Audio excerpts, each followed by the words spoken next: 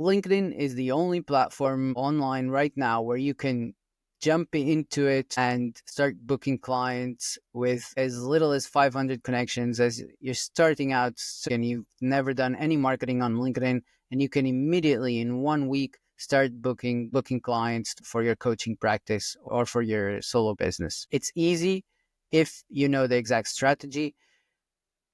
Dana and the guys at the Blueprint have mastered the strategy that is as simple as a 3-step process. And here we're going to break down a very simple conversation, a DM conversation that you're going to have with the right people to start getting him on sales calls with you.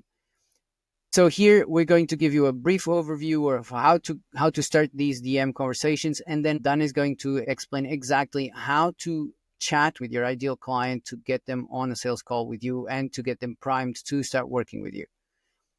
There are two main mistakes people make when they start DMing on LinkedIn and trying to book sales calls. These two mistakes are on the two sides of the spectrum of extremities. The first extreme tactic is to just go in with a pitch. This usually looks like this. Hey, name, here at X company, we do this, this, and that. We help this, this, and that. We achieve this and this and this result for X client. Are you interested to find out more? And the funny thing is that this pitch sometimes comes with a name, like you said. Yeah. Because it's copy paste, right? This is true. This is true. So this kind of message is just catastrophic, because on LinkedIn, we don't work with large numbers usually as we do with cold email, for example. There are ways in cold email campaigns where you can get God knows how many domains and send as many emails as you want. On LinkedIn, you can't really send more than about 100 DMs a week. This is it. This is your limit. So sending pitches like this has very, very low close rate results. It has about, I think in the best case scenario, about 3-4% reply rate. And overall, the booked call rate is about, I think, 0.05%.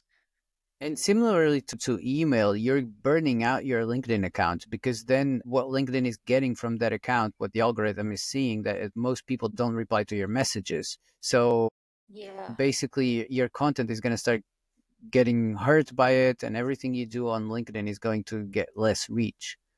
You don't want to be marked as a spammer by the LinkedIn algorithm. So please don't do the pitch. The main reason why it doesn't work is because you don't know if the person you're messaging has the problem that you're solving. You need to find that out beforehand. Otherwise, you're just pitch slapping them and you're acting like a snake oil salesman. This is one extreme approach. The other extreme approach is to go into someone's DM, say something nice, and go like, hey, how are you doing? How's life? How's business? How's this? How's that?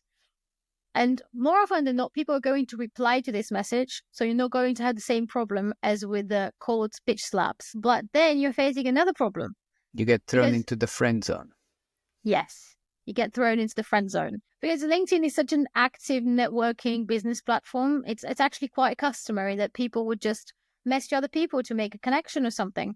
But you're not getting anywhere with that conversation if you want to get the person on a sales call. It is incredibly hard to go from being friend zoned to actually being taken as an authority. Been there many times. Yeah, I've been there as well. Like, I didn't know how to do these things. Like, let's say 2 years ago, I met a lot of wonderful people. I made a lot of connections, and literally zero business came out of that. So maybe there are people who know how to do this. I don't. Except for this podcast. Except for this podcast, actually, yeah. So the approach that we take is something in the middle. It is friendly enough, and it's not salesy, but it's also not too friendly so that people don't think that you just want to chit chat. So the first step actually is find the right people, find your ideal client, find someone who's likely to have that problem. Step 2, define the outreach question. Step 3 is actually start the DMs. All right. So let's break them down. Like, how do you find these people? How do you find the right people, the ones that you know they have the problem you can solve?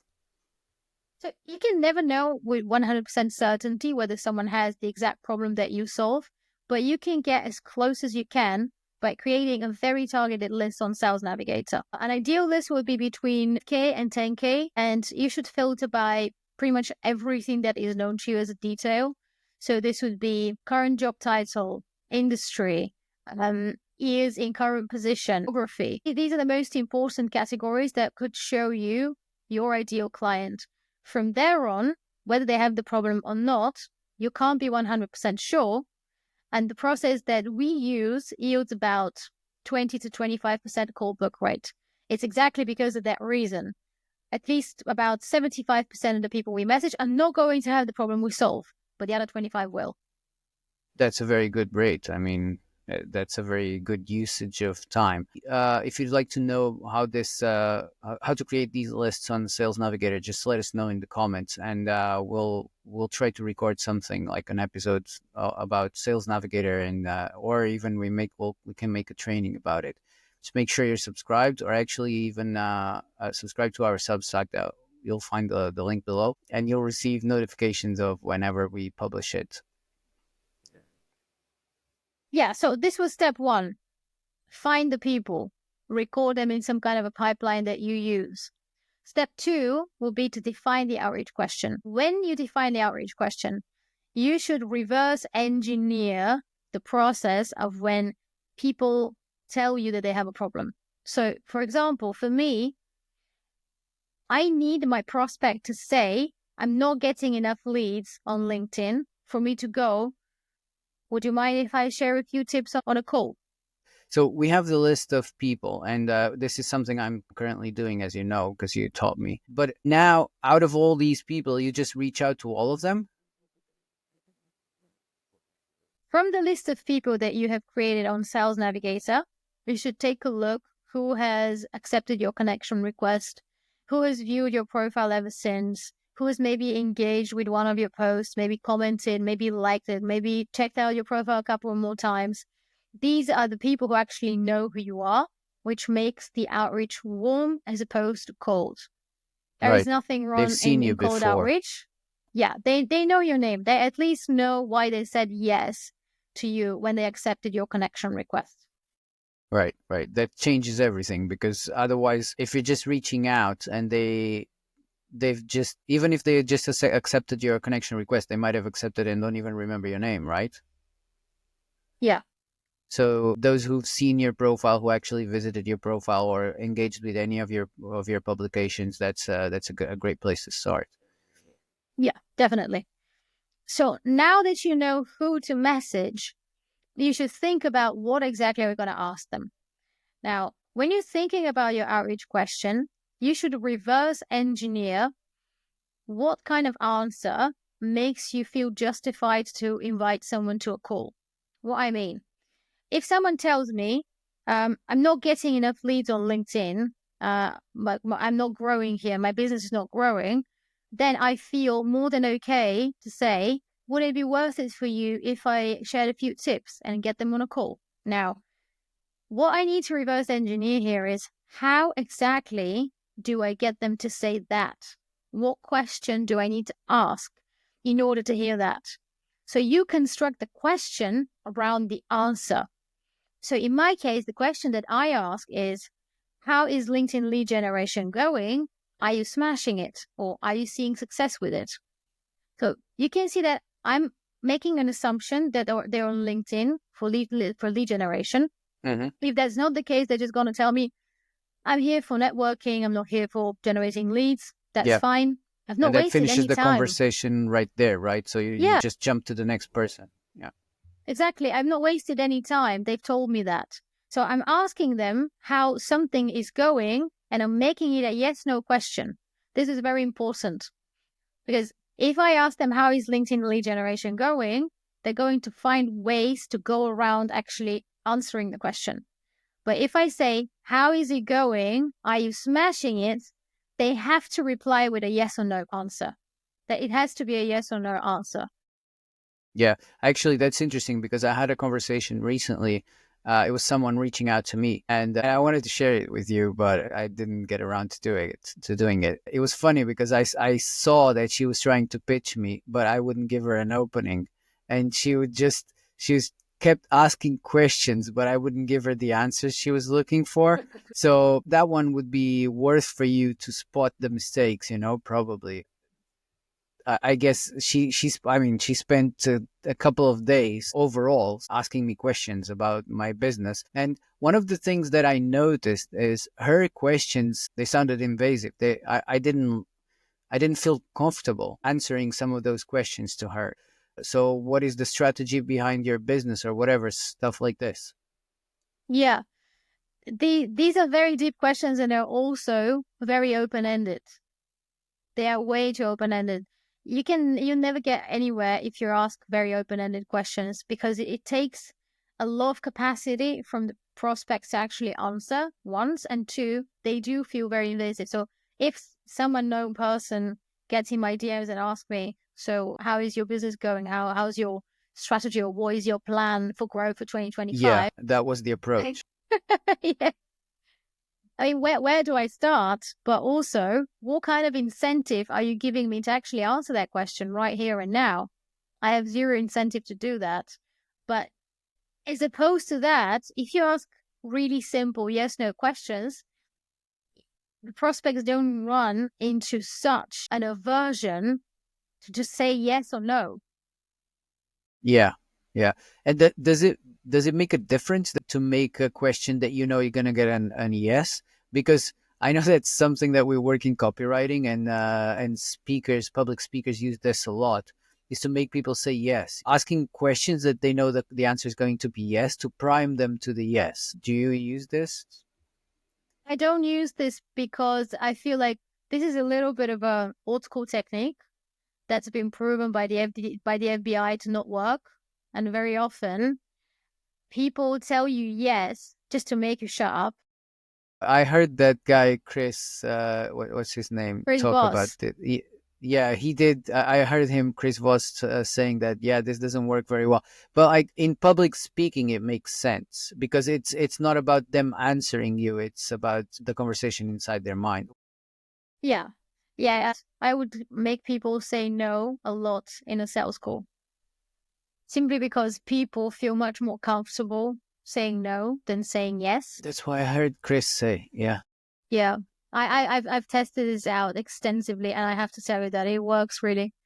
But mostly I use this when I invite people to a call. I don't say, would you like to get on a call with me? I always say, would you be opposed to getting Uh, on a call, or would it be a terrible idea to get on a call? Then right, like right. what are they gonna say? They're gonna say, yeah, it's a terrible idea. I don't want to do that. It's horrible. No, I don't want to get on a call with you. Well, if they do have the balls to answer that, then you don't want to get on a call with that person anyway. Yeah, I think only like 1 in 500 would say, yeah, it's a terrible idea. I don't need this right now. Um, but yeah, let's get back on track. You've got your short list of prospects. You've got your outreach question. If your question really, really touches on a pain point, and this is where the bigger portion of the iterations will come from, you need to make sure that it's the right question and it's really pushing on a pain point for them. Once you ask the question, only three things can happen. They can choose to ignore you. That is fine. You've just spent, 3 minutes writing that message? That's fine. Step two, they could say, no, I don't have that problem. Step three, they can say, yes, I have the problem. So step three is apparently the easiest one. If they admit to having the problem, it's very easy for you to say, would you be opposed to me sharing a couple of tips? Here is my calendar link. They book a Right. call. Okay. Step two would be when they say, for example, in my case, I am getting enough leads. Then my answer would be acknowledging what they just said. So I'd say, this is amazing. I'm really happy for you. And I would try and create a gap between where they are and where they could be in the future. So in my case, this would be, I'm so happy you're getting enough leads. It's very rare to hear that here. And I would say, what is the next step for you? Better leads, better conversions, more inbound leads. So I'm just literally putting words into their minds and Yeah. and making them think of where they would like to be in the future. And if they Right. say any of those, they'll be like, oh, okay, yeah, I actually would like better qualified leads. This is a signal to again offer a call because they've just expressed a pain point. Right. Right. Okay, so now you're asking them the next question. So, what's next for you? Where would you like to be? Mm-hmm. More leads, better qualified leads. So it's more specific pain points. Yeah, And when they reveal one of those, then again you offer the call. yeah, exactly. One thing that I didn't say beforehand was in terms of because we got so focused on the outreach questions, it would be super weird if you just got into someone's DMs with a question straight ahead. Yeah, that's what I was going to ask you next. Like, how do you start? How do you go into asking that question? How do you start the conversation? So there are three parts of that first DM that you sent. The first part is some kind of a compliment, but a compliment only to something very specific that for whatever reason also matters to you, or you can build some kind of a personal connection to that. For example, Right. I was trying to book a call with this coach lady, and she was targeting female expats. I happen to be a former female expat. So I messaged her something along the lines of, I really resonated with your latest post because it reminded me of this particular experience while I was working, I was living in Vienna. It was quite short, as a matter of fact, but it really did show connection, real connection, and build a bridge between me and her. Right. So this is the first part. The second part is prefacing the outreach question by So, saying, but it has to connect. It has to be something that builds a connection between you and her, but it also has to be something relevant to what you do, right? not necessarily, No? Okay. not necessarily, no. I have messaged people saying that I can't believe someone would put in, what was it? A Ted Lasso quote on their profile and just said that I absolutely love Ted Lasso when I first saw it. Could be something as stupid as that. The thing is that all of the information is on their profiles. Right, Like, right, right. see what people care about and try to find something that you care about as well. Right. So that's basic human relationships. That's basically how you Yeah, relate to a human naturally when you don't have to think about it. So you just have to apply it to stop thinking about I need to make a sale and start thinking I need to relate with the right person. yeah, exactly. So this is the first part of the message. The second part is where you usually have to preface your outreach question a little bit. What I mean is, it would sound really weird if I just go into the DMs of someone and I said, I really love that you put a Ted Lasso quote in your profile. When I saw the show a year ago, I was really impressed. So I really loved it, really enjoyed it. And then I just said immediately, um, how's your LinkedIn lead generation going? Are you smashing it? There is a disconnect in there. So I like to add like a pre-facing observation before the question. So this would be, in my experience of working with clients from X industry, I've noticed that a lot of them spend 90% of their time putting out fires instead of working on the business. And then you're giving the context for the question and then saying, for example, how has it been getting yourself out of the business? Are you seeing success with it? For example. Right. So you're still connecting with them on a level that you also live with it, which is the entrepreneurship, right? So this is like it's you use the business owner kind of struggle to bring them to the specific struggle you're looking for. Yeah, exactly. And this is it. This is literally it. This is the entire process. Okay.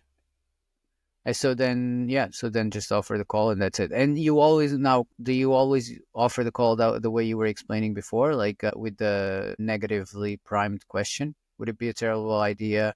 Because you mentioned another method before, like you said, or I think I've seen, like, for example, I don't know if studying Jeremy Minor or even some of your suggestions, would it be worth to explore going on a call and us discussing this, like something like this? You don't do it like Yeah. this anymore?